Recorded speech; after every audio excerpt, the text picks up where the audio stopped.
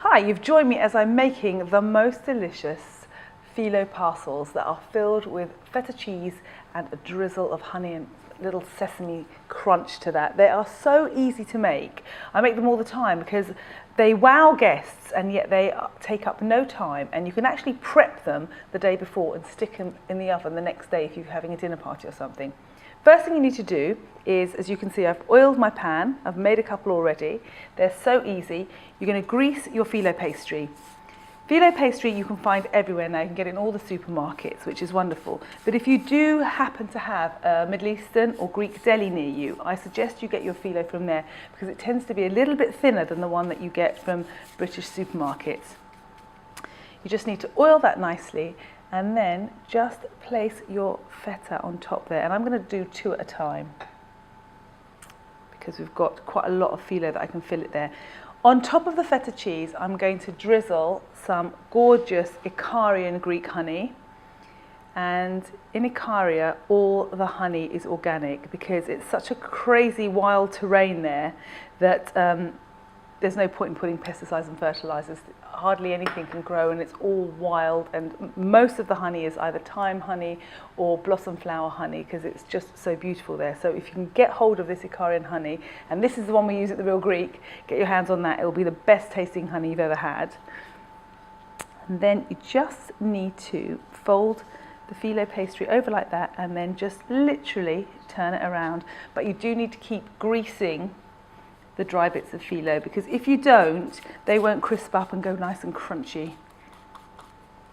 Like that. There we go. It is so simple. It's something that I get my boys to make. Kids can do it and they love doing it and they love eating them too. Just like that. Now if you want to put some other flavours in there, you can as well, but I think feta cheese and honey is almost a perfect mix. Just gonna. The other thing about phyllo pastry that I love is that it's so forgiving because it doesn't really matter what you do to it. Once it's baked, it just crisps up and gives these lovely layers and looks beautiful. So this one here, I'm just going to finish oiling it and I'm just going to tuck in the edges and cut it in half. Just like that, cut that in half there.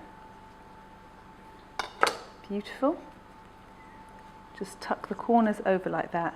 Tuck them under like that, and there you go, you have a perfect little phyllo parcel there.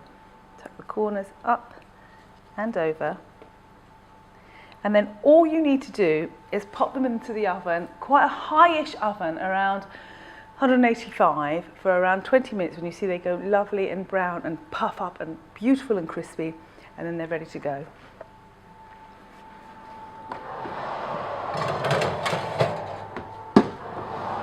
Lovely, there we go. They smell amazing, so I'm just going to take them off. Lay them on there like that. Beautifully. Little drizzle of honey on top. Just like that. I was a little bit early for the oven, as you can tell. And let's have a little sprinkle of sesame seeds.